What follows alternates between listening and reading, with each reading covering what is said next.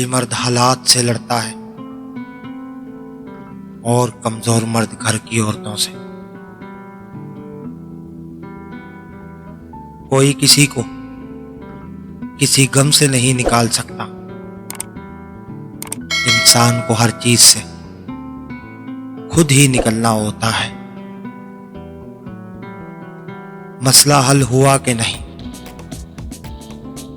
हमसा कोई मिला कि नहीं, छोड़े हमको, हम तो बेदिल थे, आपका दिल लगा कि नहीं। बेकार बातों को सर पर सवार न करें, आपकी ज़हनी सेहत लोगों की राय से कहीं ज्यादा अहम है।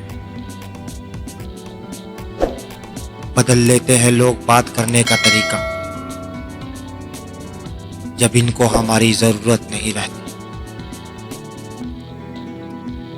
इस उम्मीद पे रोज चिराग जलाते हैं, आने वाले बरसों बाद भी आते हैं। मतलब की हद तक हर शख्स ने चाहा हमको, जरा सा ताल्लुक बिगड़ जाए तो लोग रवैये बदल लेते हैं।